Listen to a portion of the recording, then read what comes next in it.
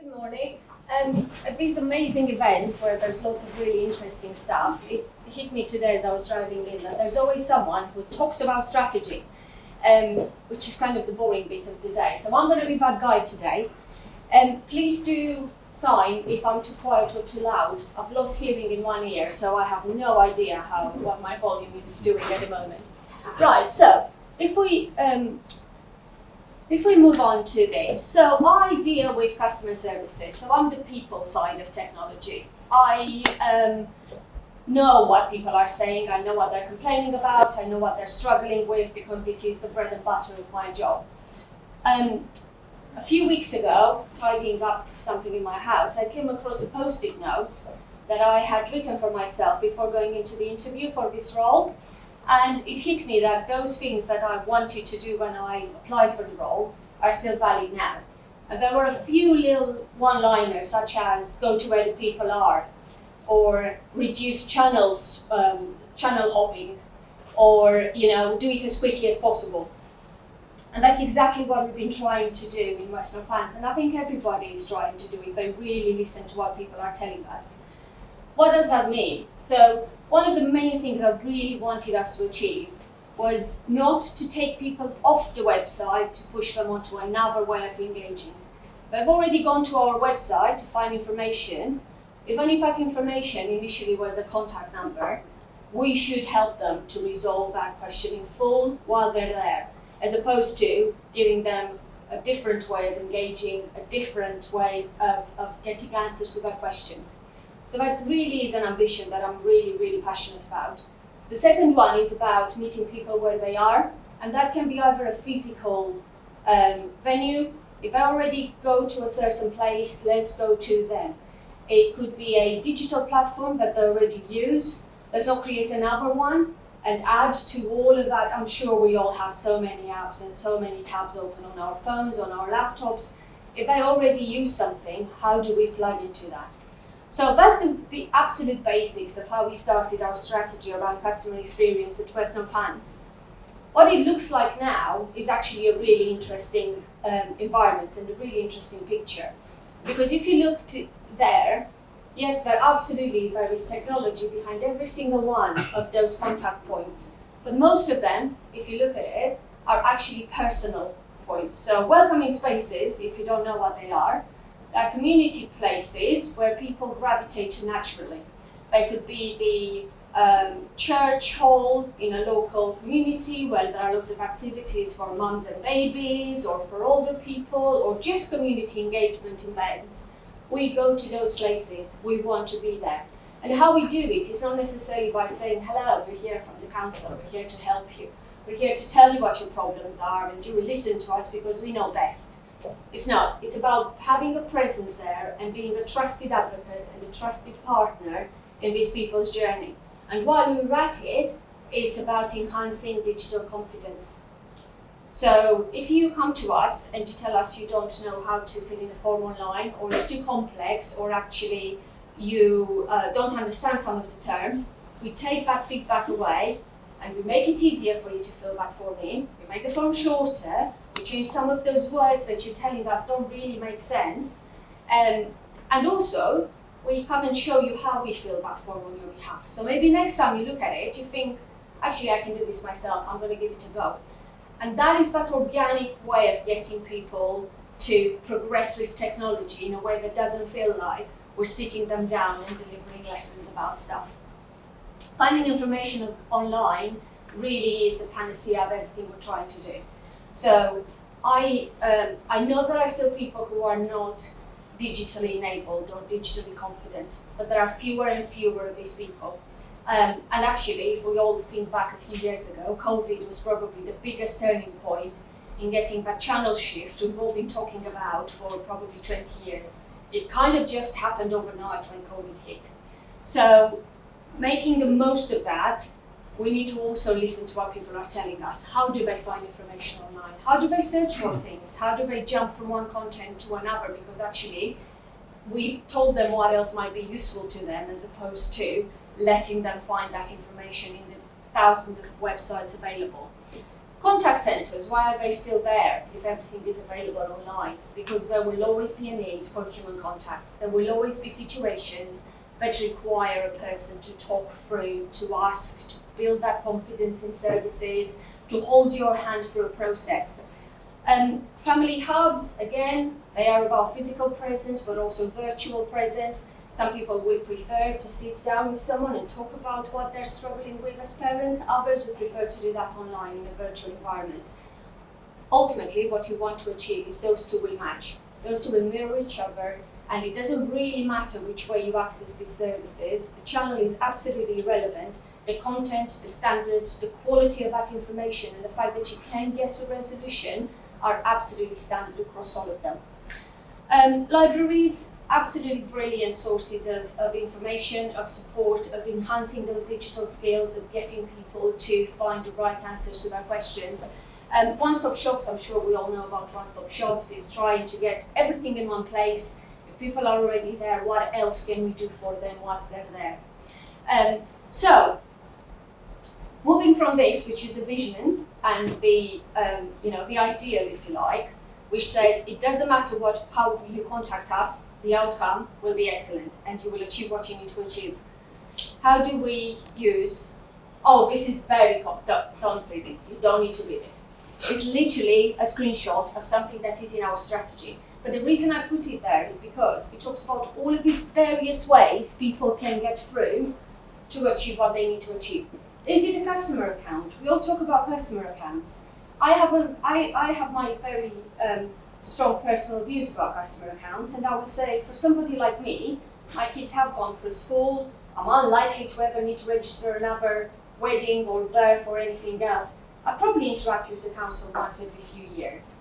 If something goes wrong, I probably don't need an account. However, some of the customers we speak to every week probably are in receipt of benefits, are in receipt of housing, are probably in receipt of social care. They absolutely would benefit from a customer account. So it's about that one size does not fit all, and a blanket approach is not going to work. And we could be investing a lot of time, resources, and money into delivering something that actually is not needed, and miss the fact that the top of that pyramid of need contains people who would absolutely benefit from having a customer account. So you see there are all sorts of different technologies and different sources of information and different routes people can access, and that's really what we're trying to do. So how do you bring it all together? Well, let's imagine we have just encouraged someone to go online and try to do things themselves, which is absolutely the ideal. They go onto our website, they've landed onto pretty much the right page, and then they're bouncing around because they're really confused about what they're supposed to be doing next. What I would really like for us to have is a chatbot that says, I can see you've been on this page for quite a while. Do you need help? What do you need help with? Where can I guide you to? What would you like to ask us? To get to that point, we are trialing a pre-step, if you like, the prequel to that, which is Webchat, which means there's still a human being at the end of that conversation, and that person will help you find that information. It will also, that mechanism will also allow us to gather feedback, so we can learn which are those pages where we tend to find, or which are those inquiries where we tend to find that a human being still needs to intervene. What can we do to make it better? How do we then go back and constantly close that loop of feedback so that next time somebody goes onto the same page looking for the same thing actually does not need support from a human being? So that's the vision. So I just talk about what I want, and then I go to Kevin and his lovely team and Kevin's team and say, can you make it happen? And they do stuff. I don't know what stuff they do, but they do something. And then it happens. So I'm going to let Kevin talk to you about how that happens, because I wouldn't have a clue personally. So thank you. No problem. So we'll talk about Webchat first of all. How many people have got Webchat currently? Very few. How are you finding it? Yeah. Where do you have it? Is it on every page? Yeah. On what was there? Yeah. So the issue we have is, of course, we've got a website. Website is where we want everybody to be. If you have Webchat available and you put it on every page, you've effectively got people on your cheapest channel, and straight away you're tempting them to a channel that's going to cost us more. So what we're doing at West Northampton is it will be when people get into trouble with us, or not trouble with us, trouble with our website, having issues, they will go to the contact us page and sort of escalate to it. At that point, that is where the web chat is going to appear. We may tweak that further down the line when the chatbots are available. Basically, we don't want to have customers direct to staff as like the first channel. So this is what we're going down. Basically, all this is the technology behind it. Our web chat is inbuilt with Vodafone Storm, which is our telephony platform. Essentially, web chat is going to be on the bit. We're just going to have an admin console that basically lets customer services either force the web chat to appear, and they can force it to appear anywhere if they chose to, or force it to disappear. So if, for example, we've got operational issues, they can just flick a switch and immediately web chat disappears entirely from our website. Equally, if there's issues like floods and you want to make web chat more available, flick the switch, it will appear wherever we choose to do it. Web chat is essentially quite simple. We all know how it works. The longer term strategy is where we talk about the chatbots. Currently, there are two different sets of technology with us. So let me just advance. Megan, are you going to come and help me do this one? I'm sorry, Chris. I drew the short straw. So we are naturally not going to do a pre-recorded demo. It's going to be a live demo of our current chatbot that we have. So the chatbot that we have is a few years old. As a development team, we play around with technologies outside of the work that we are officially doing. We play in our spare time and stuff just to prove concepts work, and then at some point someone will say, that's a good idea, or that's a rubbish idea, shelve it. So this one's been around for a year or so. We've had the chatbot. Yeah. Are you showing that this is the contact us page that we've got? So do you want to quickly show? Yeah, so this is more you need to close your eyes and imagine because we are currently developing. But this is essentially what we want our chatbot to look like our web chat. I need to work on my words. Web chat. So this is where we're going to be taking things like the customer's name, what their inquiry is about, what their reference number is, just so we can get all of that information beforehand. Once the customer selects connect to web chat, that's then going to launch a web chat page. But that's not very fun to show you. So we actually wanted to show you a bit of our chatbot that we've developed. So hopefully you can all see this. Can I? Yes, end and redo it. So this is, Kev, do you want to just, whilst this is debugging, just talk about what this is connected to? Yeah, this is a temporary hosting page just to prove the web chat client is there. As you can see, we've started up all the namings and the branding and everything are just for our internal development purposes. They'll be changed before we ever go live with it. But you can see it's a regular chat client. Megan's just testing it's alive because it's a bit temperamental and it's not production ready. So if you just scroll back to the top of the chat now. Right to the top. Right to the top. Yeah. There you go. So you can see you get the greeting message. We have, again, particularly not so much when you're talking chatbots, but when later on we're talking about voice. Voice gets very associated with gender. A whole minefield of things we have to take into account. So our or bot technology has two personas, a male and a female, internally called Norbert and Norberta, with a male and female version, and essentially there's a 50% chance you get one or the other. The technology is entirely the same behind the scenes, but the way they use their voices and the way they refer to themselves is obviously gendered. So, general greeting, that greeting can be whatever you like. It's nice and easy to change it, but here goes Megan with our first attempt at speaking to it.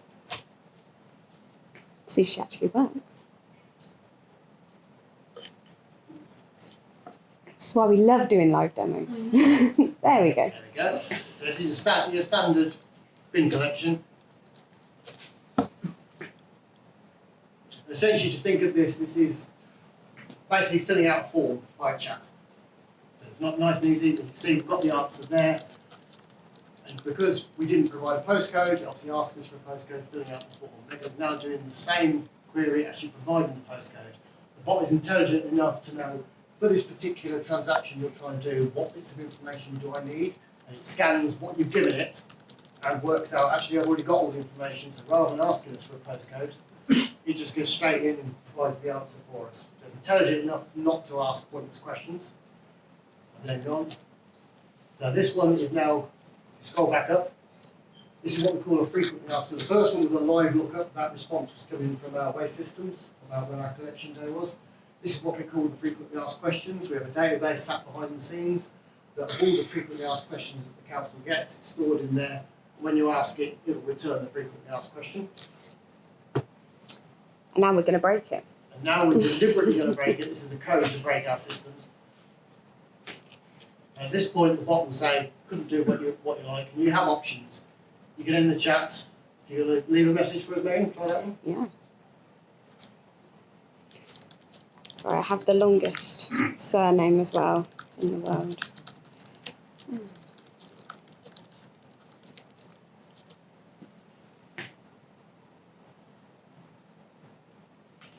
So I'm going to say, help.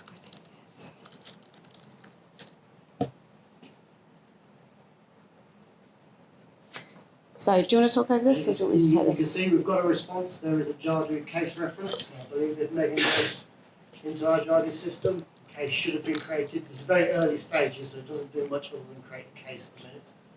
The case should be showing up in the Jadu test system. Okay. And there it is. So what it's going to be hooked into is our mail bot, which is our older bit of AI technology. And basically the mail bot will then take over this and respond to it just like it would a normal customer email. So it can leave a message, it can also respond to the message and shut the case down if it's a message that the bot doesn't know how to deal with. This is because it's a different bot, not the chatbot. It will assign it to an agent will review it and respond to the customer. So if you want to do, you've got it to break again. There we go. So this time, request a callback, go to the request a callback. So this one gives us, obviously the dates are a bit, well, the times are a bit wrong there, we're still working on this, but it's dates and time picker. So you picked a slot that you'd like a callback, and then you can go and request it 3:30 in the morning. That's the real time to request a callback. But yeah, at the moment that's not finished, so you come up with a real breaking message. Yeah, I have. You can end the chat and restart it. That one's not quite finished yet.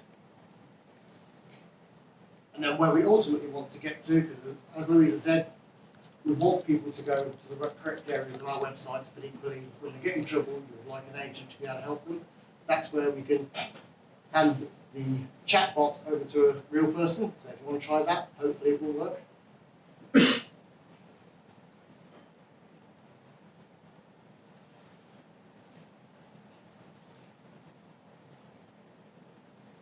My glamorous assistant sat here, should be answering. Should be, but it's not ringing. It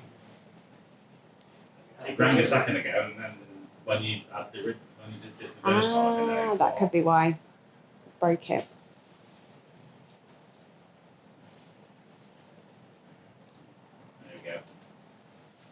There There we go. Now, my glamorous assistant there has now joined the chat. At this point, we've handed over a bot to a human to actually resolve that contact. Ideally, the bot deals with it, with all the automations that you've seen earlier. If not, we get an agent to take over. At the moment, we've got two different technology stacks, therefore Webchat and Chatbots aren't aligned, but if we go down this route, this is what we'll be doing. And I'm sure there's an abusive message coming in from the assistant just there. What do you think then? Oh, he's fluffed his lines. What it is working. That's funny keyboard.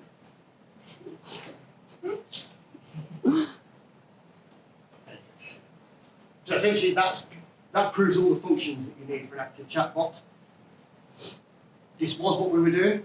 This was going to be how we progress things, and then someone threw a spanner in the works and said, this is all nice technology, but this is, everyone's talking about generative AI now. There's no generative AI in this, and we got posed a challenge to actually integrate with one of our systems to use search in a way that wasn't suitable for this type of transaction, and therefore generative AI. So this is actually being scrapped. We are currently migrating to a new version, which, are we showing that right now, Megan? Good question. Next time, isn't it? No, I don't think we are. I think we're just going to do some next steps. Do you want me to take that over? Okay, go on, you do your next step Here we go. So just going back to Webchat. So at the moment we have just got it on our contact us page. So we're going to be looking at the types of queries that we've got coming in and to see which areas are going to benefit more so from that. We're also, of course, going to be making improvements to our website from the feedback that we're going to be getting from our customers. And finally, Chatbot, which we are now going to talk about next. We are now going to talk about the next gen chatbots. And the first gen chatbot that we had, very good, but it was very, very technical. There was lots of stuff behind the scenes that require us techies to go and build it and everything like that. Great for us, but it didn't have generative AI, and equally, if you haven't got a very technical team, would be very limited in terms of reuse. But thankfully, Amazon have come up with a brand new technology. It's like the next generation of their technology, which enables so much more. The entire bits that you've seen there on that first demo are in the new technology that don't require us techies to do anything. It's literally a web console that you go into and say, here's my frequently asked questions.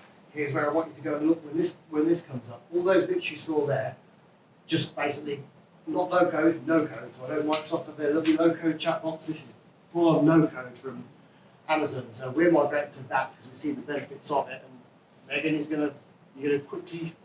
I am. Yeah, I am. So, a couple of years ago, Chris asked us, actually, didn't you, to come up with some new smart ways in which we can support customers that aren't able to use telephone and web. So, don't know if you see right-hand side here. We've got a box that I made because I wanted to do an Alexa skill, but a couple of years ago, you didn't have the option to say, when's my bin collection day, because you needed a hot word linked to that. So we created our own using a Raspberry Pi and some very bodged Python code. And we created this, awesome, almost like our very own Alexa. And that was linked to Norbert. I'm sure some of you have heard about Norbert before. For those of you that don't know, he's essentially our email bot that reads our emails and has a look at a Q&A database to see if he knows the answer to questions. So we've sort of tried to keep that omni-channel and reuse this. And that is sort of how we got here. But I'm now going to show you a demo because he's come on, he's advanced massively now, hasn't he, our Norbert? Yeah, so this is what we're going to show now is based on Amazon's new technology. Now, the old technologies that we had, they were, as I said, complex and they were completely different. So West Northampton, its predecessor councils, we had a voice bot running. Has anyone got a voice bot on their phone line yet? No? Oh, first amongst this. So we've had a voice bot in development for over a decade. We piloted it as the new council was formed for, I believe it was 2 weeks, Kiri, wasn't it? We ran it for 2 weeks. There were some issues with it, so we put it back into development. We've been working on it ever since. So when we're talking about Alexa skills, we're essentially talking about voice, which is where we get into all those genders and things like that. This new Amazon platform, where, as I said, we have different tech stacks for voice bots, for chat bots, for web chat, and for Alexa skills, they all require different projects. The new Amazon technology is omni-channel. Basically, you write the bot stuff once, and it works across all channels, including the Alexa skills. So we're coming back to that. But this is the test client for the new version of the chatbot. So if you want to, and this is a generative AI now. So all the functions we showed previously are there. We just haven't ported them across. But this is now generative AI. So all we've done at the minute, it's generative AI that we've hooked up with a nightly scan of our websites just to get some core information built into it. And as you can see, not very impressive so far. We've started in the chief exec is, and we've provided no information. It's just trawled it out the website. It's come up with the answer. I believe Megan is now going to ask the same question slightly differently. No, I was actually going to ask it in Armenian. Yes. Yeah. That's it. This is Armenian, for those who don't recognise the bit. And provided it doesn't come back with an error. It is pretty slow at the minute because it is early stages. There you go. That is Armenian for exactly the same response that you've seen previously. So this technology allows us to do on-the-fly translations. So you can go from English to Armenian, you can go back to English, switch to any language you like, and it will automatically understand, work on it, and translate it back. And as I said, this is omni-channel, so this does work on the phone lines as well. Obviously, my Armenian on the phone lines is pretty rough, but I have got it to do basic translation on a phone line, and it works very well.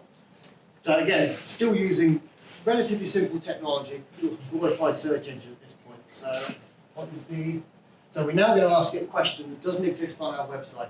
Basically, EHCP and benefits, 2 ways of the council providing essentially money to people.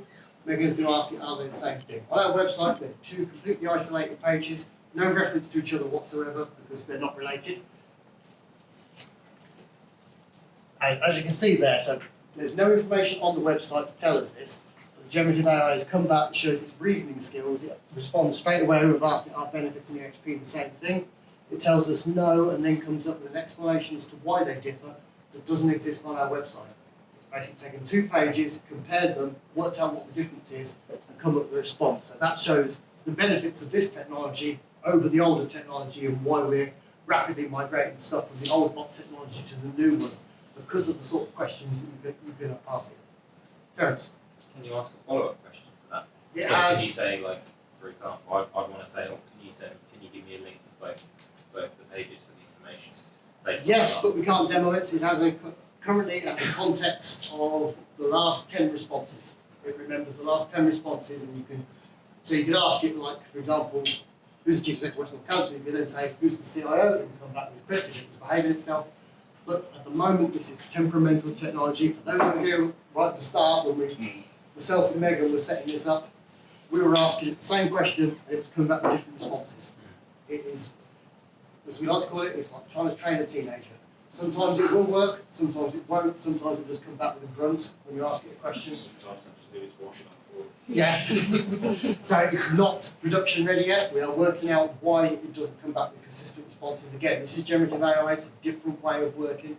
We're all used to, those of us who come from a techie background, put the same inputs, you should get the same outputs. That's not the world of generative AI. You put the same inputs in every time, you get roughly the same outputs. And it's how we can do that in a safe way, because obviously hallucination, we're familiar with the hallucination problem with regard to generative AI. Obviously, we do not want generative AI to respond with an incorrect response, because people rely on us to come up with facts. So there's all sorts of work that we're doing behind the scenes about how we make sure that the response is correct.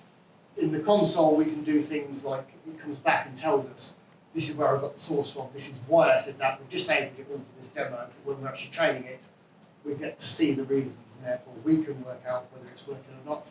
And these up and down thumbs that you see here, this is the training console. Don't click on the Megan, we're not. broken at the minute, it's not fully working. These are reinforcement learning, so this is the training console that we do. If we like that response, we thumbs up it. That means that response will be used more often. If we don't like it, we give a thumbs down. That indicates back to the AI this actually was the wrong response. Keep looking for a better response next time. Alexa now. And then, and we have, again, exactly the same technology. We have hooked it up to the Alexa test console. It's a bit cumbersome the way you have to refer to it, because as Megan said earlier, you've got the wake word. So at the moment, the wake word is West Northants. And so the test query she's doing is If it ask was West Northants, who is the chief exec of West Northants Council, which is a convoluted sentence which we'll find, hopefully will work.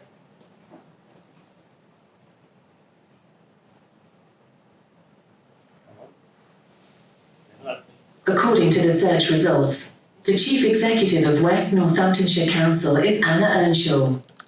Again, that shows it hooking up to the search for the LLM. We're now going to try our comparison, and you'll probably notice here that exactly the same wording we're going to use that we just did in the test console. The response in all of our tests so far this morning has been slightly different. If it will let me. That's West Northants. Need to make sure you put West in there. Between. Benefits. I think it's supposed to be asked West Northants, our benefits and actually the same thing. Again, very temperamental. What often comes back with, I'm sorry I didn't understand you, and let's get it quite right at this stage.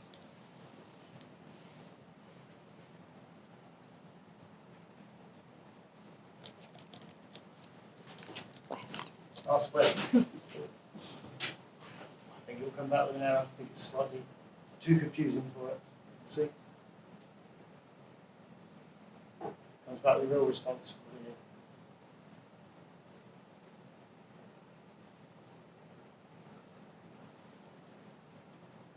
Again, generative AI is not fast. That's one thing you will notice. We can speed it up in certain areas, but it is not fast technology. Oh, I think it's died. Right at the end, we have a text time.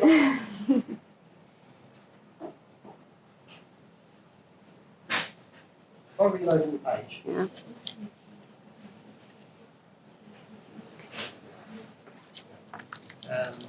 Ask West Northants are benefits and EHCP the same.